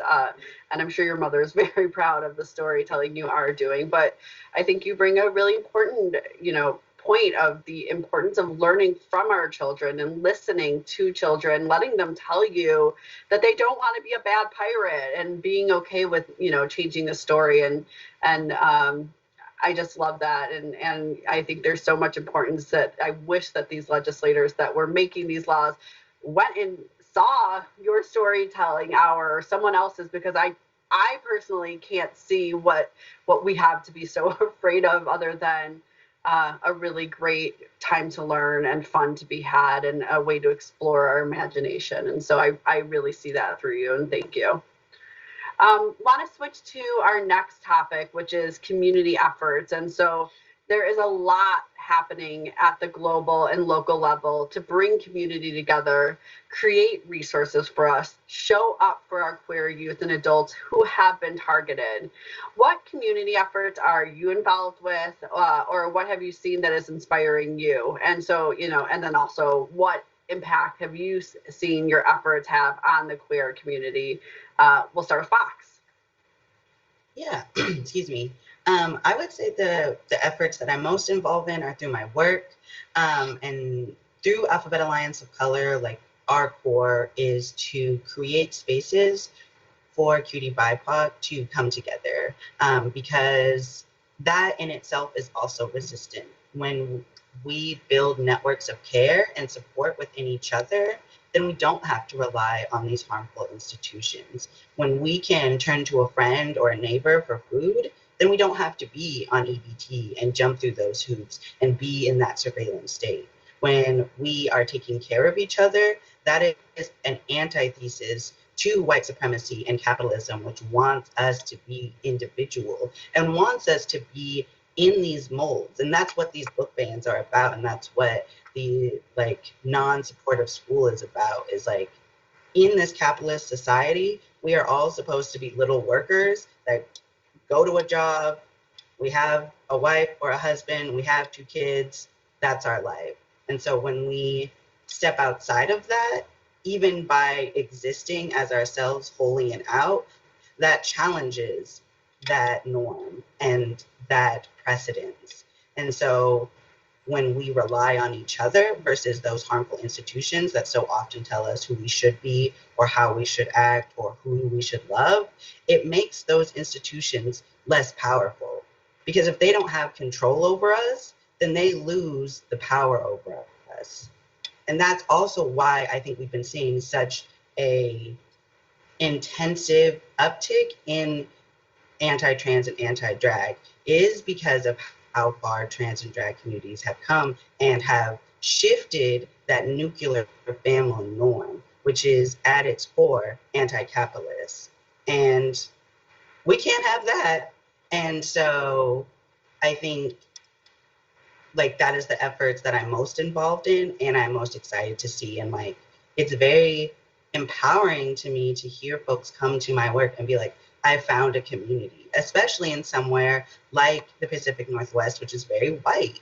And people of color are looking for other queer and trans people of color. And so to have that space where people can show up however they are, and there's not this expectation that you are leaving things at the door. If you're mad, if you're hungry, if you're sad, if you're tired, that is welcome into these spaces that we create. And we want to talk about it and we want to unpack it, because all part of our lives affect all that we do. And we can't separate that from movement work, nor should we.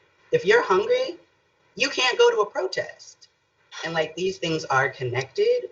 And once we work on it from both ends, it is equally as important to be in the streets marching and protesting and making our voices known in that way as it is to be supporting each other behind the scenes, behind the closed doors of when folks are gonna, for example, people that are on the quote unquote front line, the drag storytellers, what are, as we as community members, doing to support those efforts? How do we make sure those folks are safe and taken care of? And that's all movement work. And folks, I think, don't see it that way, but it's all part of the same goal. And so I think that's been what's most impactful to me, is the dreaming of it, of what can a different society look like? How do we want to exist? If we didn't have to wake up every day and go to a job to make money to pay our bills, what would we be doing? And how would we be spending our time?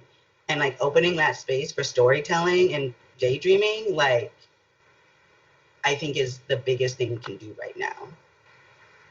So many good things. Veronica says, me, I would be doing exactly what I'm doing right now. I would be a drag performer. So at least Veronica is 100% authentic in that career. But I think you touched on something that I thought was so great. And I do want to acknowledge that I feel very privileged, very fortunate to be able to go to work and be able to be who I want to be, bring the things that are happening in my home to work at Microsoft, I feel very privileged, and to be able to say I have a transgender son, to be able to get support from Microsoft, my coworkers, my support system, not just at home but at work, is so important. And I think that is really important, that if we're not able to get that we are helping to create community. And so, I love that you're doing that. And I did just also want to call out that I do feel so proud to be somewhere where I get that, to even be having this conversation, because I don't take that for granted, that I do have friends that have transgender kiddos that don't tell anybody at work, that do not bring that part of them to work or to their personal life, because they are just so afraid of what that would mean. And so I think that that's such an important point to talk about. Jade, I would love to hear from you about creating community and, what community efforts you're involved with, and also the impact that you've seen your efforts have on the queer community. Yeah, I mean, Fox took a lot of the things that I was planning on saying, which is great, actually, because it's like I'm in New York, Fox is in the Pacific Northwest, it's like it's meshing, it's making sense. And so, yeah, I think I want to just talk like a little bit. First, when you asked what inspires me, what's inspired me recently, it's just really been the people I work with, but also the young people I work with. Because I think the thing about like these laws and regulations and rhetoric that continue to harm our communities, and communities, I mean all of our communities, not just the LGBTQ community, is that young people aren't falling for it. We're not fooled. We know what's happening. We know that we're actually doing our thing. We're being safe individuals for the most part, and when we're not, we're calling each other in about that, and we're building something together rather than what we're being told that we're doing, that is sort of this harmful mishmash of, you can't even actually put your finger on it because you don't really know what it is. It's like it's tired, and I think that folks know that, which has been really exciting for me, because I didn't necessarily grow up in the most accepting household, and I didn't grow up in the most place where you can explore queerness or explore just gender and things in that sort of area in general. And so it's really exciting to me to see so many young folks who are having opportunities, who are seeing those supportive communities around them, and if not seeing them like in their vicinity, then finding them. I have the privilege of working with the New York City Dyke March, and so if folks don't know what that is, the New York City Dyke March, we're going on our 31st year. We were established right after the March in Washington in the early 90s. And yeah, I have the privilege of working with them. It's a wholly volunteer base. We don't get paid. We're not a 501(c)(3), but I get to see community being built there. What folks necessarily know about the Dyke March all the time is that the Dyke March is an inclusive environment. It's not just for cis dykes, it's for trans folks too. I'm a trans dyke. I know my community is there also, so I wouldn't be shouting them out if I didn't feel safe with them. So I get to have the privilege of working with them. I get to have the privilege of working with different QTPOC, which is queer and trans people of color. In my community in Westchester, in New York City, I get to have the privilege of being a mentor, which is so exciting, which I get to have these conversations with younger folks, really just kind of navigate what it's like to be a queer person of color, because that's a different environment in and of itself.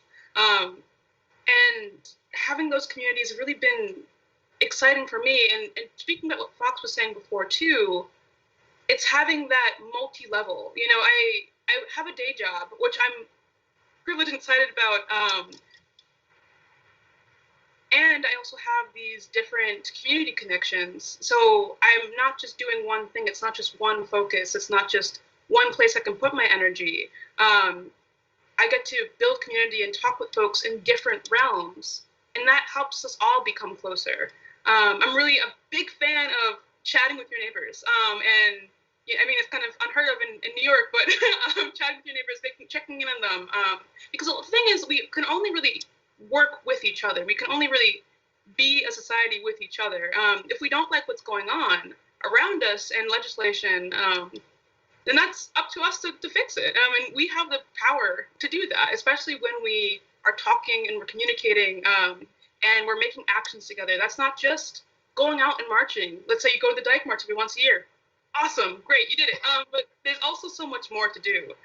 It's talking with your local school boards. It's, checking in on folks who have trans children or folks who might be trans themselves, or going to a drag story hour just for funsies. Checking with folks, making sure that they are, safe and feeling healthy and have what they need to be alive. Because all of that work, like Fox was saying, is community work. It's community care, and that's organizing. It's not these big grand gestures. It's these little micro things that help us move forward. And so I think that's inspiring to me, and that's what feeling like a community is to me. Kind of continuing to check on each other and making those larger actions whenever we can. So true. And I think the big thing that I hear, and I was like, we have not talked about it, is like, thank goodness for today's youth that they are, I do pray all the time that they are the future, and that, they are hearing, even through all of these anti-trans, anti-drag, and so many other rhetorics that are going out there, that they are going to be the people that are going to move us forward and feel the support and make those changes. And so I appreciate you reminding of us all of that is so important, and hearing just the creating communities and making small things to be heard and be there. A lot of times people say, like, I didn't even know anyone who was trans or had a trans kid or is a drag queen. And now they do, right? They have one more person, they've met all you, they've met me. Now they can't say that anymore. And so the next time that they hear a comment about, the laws in place or educational things being passed, maybe they'll think twice, because they'll think about the people they saw in this conversation or the person they interacted with on the street. And it will be much more personal to them because they've met all of you and they've heard what you had to say. So I thank you for that. I do want to talk a little bit about what is happening in the South. Again, kind of go back to that and recognizing that there has been inspiring community organizing happening in the South for the trans and the drag communities. So what has that looked like, especially right now? And Tatiana, can you talk a little to that? Absolutely. It looks like, okay, we are an advocacy-driven organization over at Trans Inclusive Group. I started out advocating, that's just how I move. So, and in that, we've been working with a lot of community members. In specific, when we started hearing about the drag ban, we all got on the same board. And we started doing that intersection work, so we're working together. So when we are mobilizing, going to the Capitol, and as you all were speaking about the youth earlier, and the thing about our organization, I'm an older trans woman, but the youth, they are radical, they out there in your face, and they be die-ins, they laying on grounds. I'm like, we need them to do this work. So I'm like, we need those radical people to do the work, because as you all mentioned, they are our future, and that is important in the work. So we're mobilizing together. It's a lot of bills that are happening here, and they're coming so fast we can't even keep up. But what we can do is work together to combat this. So we're getting on buses. We're going to Tallahassee. We're marching in the streets. We are doing disruptive advocacy. We are continuing to educating the community. We're doing everything that we can to combat this. And now we're getting ready to start mobilizing. What does that look like? We're explaining and breaking down like all of the bills, because some people don't know what that is and what that entails. So we break that down for them when we're having these marches. We're having pit stops where we're like, this is what SB 254 is. This is what this is. This is what that is. So they'll have an understanding, so they can be educated enough, so when they're walking in these spaces, they know what we're up against, because it's not just us as transgender individuals or drag folks, it's us as a community that this is impactful. So we in the streets, we're making sure that our voices are heard. We're making sure that we will not be erased. We are partnering with organizations like the Human Rights Campaign, which I'm a part of. All of those entities that can advance the work that we're trying to do, that's what we're doing here in the state of Florida, making sure that our voices are heard and letting them know we will not be erased, and we are up in your face, and we're getting ready for Saturday. We have a float where the drag queens and everybody will be on there, because they're trying to restrict how we dress, but you want to restrict how we dress, but at the same time, we're looking at cis folk running around doing whatever it is that they want to do. that's unfair. So we're going to protest against that. So we up in it. We're doing everything that we can to make sure that our voices are heard, and the government will see it. Tatiana, being loud, being proud, and you are out there doing the work. And yes, like you said, I have never seen more people in thongs than in Miami. So you're going to restrict what people can wear. Like, maybe start with some of those folks that should not be wearing a thong. I'm just kidding. I am totally kidding. But, I think what you're saying, getting out there, educating people is where you can start and do all of that, and making sure people actually understand the type of laws that are being passed. And so that you're doing that is so important. I know you're going to kill it in that float. So that'll be awesome. Veronica, what about you? Can you share a little bit about that too? Well, I think that, we've had lots of really great conversation today. I just kind of want to just reflect for just a second. I haven't heard enough about voting and the importance of what it means to know who your elected representatives are, and to know what they stand for, and to make sure that you are registered to vote, and that you are voting for your best interests, and that you're voting for the best interests of your family members and your communities. So I kind of just wanted to touch on that for a half a second, because it's so integral to all of these different things that we're doing. And I work with many different advocacy groups here in Tennessee, and I think that one of the biggest things that people ask me when I'm doing community events is like, why are they doing this? Why do we have bills that are coming through our legislature? And I'm just like, well, because we've elected people that make this happen. So how do you fix it? We have to make sure that we are communicating with our already elected officials. And if we don't like them, we need to tell them we don't like them, and we need to replace them and make sure that they know that they are not guaranteed that seat, that they are sitting in the people's house, and the people are not liking what they're doing. They are injuring, they are hurting the people that they are representing. And my representative is Justin Jones, one of the Tennessee Three, and I proudly went and voted for him yesterday because he was kicked out of the People's House of Tennessee, and they had to primary him yesterday, and Justin Pearson added Memphis, and they both were victorious with their primary. And then in August, they will be a general election for their seat again. And I want to make sure that people understand that it's not just in Tennessee, it's not just in Florida. There are bills and laws going against our LGBT community across the country and around the world. And until we have legislation coming down from the White House and other parliaments around the world that include LGBT people as full 100% protected class citizens, we are going to continue to struggle on down ballot events.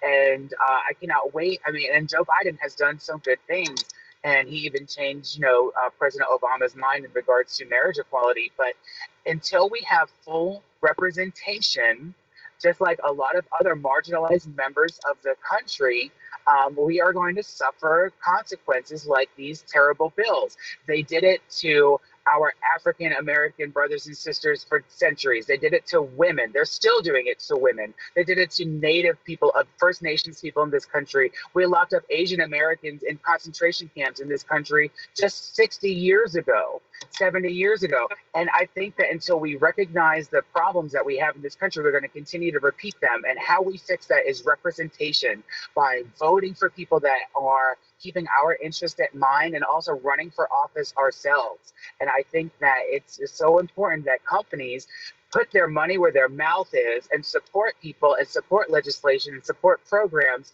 like Tatiana's, like the programs at Fox and that Jade and that I work with. And it doesn't take a village, it takes an army. You need to fight for what you need to have done. So I don't even remember what your original question was, but that's I don't care where it went, because you did amazing. And Veronica for president, I think that's where we left off on, is I would vote for you in a heartbeat. So powerful what you just said. And you're right, we did not touch about the importance of getting out there, voting. And I don't remember what the stat is, maybe one of you all knows it, but like the young youth, today's youth and the people that are eligible for voting did not show up in the 2016 election, right? And so we are seeing more and more people getting out there and voting, but not enough, not nearly enough, because they think someone else will do it or their vote doesn't count. And we are showing exactly what happens when you don't think your vote counts. And so thank you for that reminder, for those powerful words. I think every single one of us was like standing ovation if we were allowed to. But yes, it's such a great point. And as we sit here and start to wrap up this conversation, so powerful. As Microsoft, as allies, as a global community, how can we show up for the drag? Well, I guess we kind of already, that was the question. I'm like reading it. I'm like, oh, we answered that. How can we show up for the election? So Chuck, Veronica went there. Anyone else have anything else to add? Or, because I think you touched on so many of those things, but as we wrap up here, what else would you add to the importance of what we could do? I think that we can continue as a community, as a Microsoft, to continue to show up, and not just like, once a year, but all year, and make we'll continue to spread that message, Microsoft using your global platform to be able to provide that education, and continue to do the work. I know that you all are amazing. I can tell by the staff. I feel very welcomed in this space, but I do know that you all have a very large platform that can educate our company, that can educate our community. So just using that platform, showing up, and partnering with LGBTQ organizations and support some of that legislation that's happening, if you can, in whatever way that is. I think that'll provide a lot of support, because a lot of community members and a lot of organizations are trying to mobilize and do a lot of work in advocacy, which take, finances, funds. So just like helping and reaching back and being able to provide a resource in addition to this platform as well. I think I want to plus one what Tatiana was saying too. Give some money. Give some money. Give some money to your local drag hour. Give some money to your local queer center, your trans center. Give money to people who are doing work, because even if like going out in the streets is not your thing, that's okay. Give some money to people who are doing it, because we need it. Money speaks volumes right now. If people don't have the resources to be alive, if we don't have the resources to make campaigns, that we can't effectively promote our work. We can't effectively continue to do what we're doing already. And so if you had some cash, throw some cash. Absolutely. And I love that sometimes that's not, give your time. I think that's another thing as well. Recently, a group of coworkers and I couldn't collect the funds that we needed to help buy in a sponsorship, but we said, we have time. Like, do you want us to come? And we went and we set up an entire party for an LGBTQIA youth organization. And so that was something that we could do. So there's so many things that you can do. And as a reminder about Microsoft, they did not ask me to say this, but we are so lucky that we do have the ability to give to organizations through Microsoft and be matched for both our monetization and our money. So I think that's a great reminder, Jade, that we can do that if you're listening and looking up to see all the wonderful, I think if you actually go on Give, you can see all the LGBTQIA communities that we are supporting and have a match for. So thank you for that reminder. Fox, anything to add there? Yes, just gonna piggyback that money, and I would say on top of that, on a more like theoretical level, everything that currently exists in our society is man-made.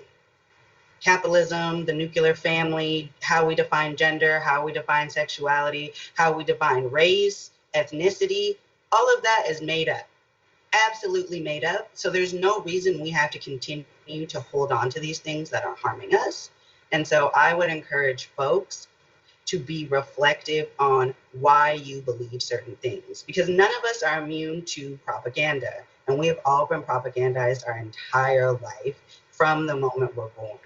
And so encouraging folks to read books by abolitionists and Black theorists and Black Panthers and queer and trans people, and sit with those things and be uncomfortable. Unlearning requires being uncomfortable, all of us. And so it's okay to make mistakes. It's okay to be like, oops, I said something I shouldn't have said, or oops, I misgendered someone. Say sorry and move on to the next thing. Wallowing in uncomfort and past mistakes is not helpful to anyone and doesn't actually move us forward. And so that, I think, should go with the tangible of like, give money, give your resources, is to unpack your own beliefs and why you hold them and where the root of them is, because a lot of them are from white supremacy. And so letting that go means that we maybe don't feel that restriction when it comes to being open to other people and how they live and their different lifestyles. Awesome. Well, I think that that is so important. And I think that apologize, move on, don't dwell. That's something that I feel like I try to teach a lot. And remember myself, we're all human. And so such a good thing for us to add on of like, you know, it's okay to make mistakes. I feel like I make them all the time. But you know, I'm learning from them. I'm human. I acknowledge that. And so, you know, a great way to end on here. So I do want to take a minute and thank all of you all for joining. I do want to thank our partners at Out at MCB. If you are joining and not a part of Out at MCB, you can find that distribution list going on to our ID web. I want to publicly thank Out at MCB, Blacklight, Ola MCB, Get, Women of MCB, Gleam SC, Gleam Finance, Sela, Gleam, and Worldwide Gleam. So want to thank them all for helping to put this together, this amazing panel. And then thank our amazing panelists. So thank you all, Tatiana, Fox, Veronica, Jade. I know I have personally taken away so much from this conversation. I am sure everyone else listening did too. You all are doing the work and are the reason, you know, so many of us are seeing progress being made. And so I thank you for that. We are wrapped up, but thank you all so much. Happy Pride. And don't forget, Pride started as a protest. And so it is time to be loud and get out there. And so I will pass back to everyone in the studio. Wow, that was really moving and an insightful discussion. I know so much resonated with me as a trans man of color. The first thing I want to do is just, thank the panelists, thank everyone who put that panel discussion together, because, I mean, we are living in dangerous times, and so much of, I will say, Tatiana shared, I totally got, because we're probably close in age as well, but I mean, it was just like, there was so much I didn't know. And one of the things that I truly appreciated hearing during that discussion was, you know, in essence, epitomized me as like, it's not too late to be yourself. It is not too late to be able to bring your whole self, and that you can not just survive, but thrive. But, sorry, we can't do it alone. I mean, I can't do it alone. I really need all of you all. And we need you.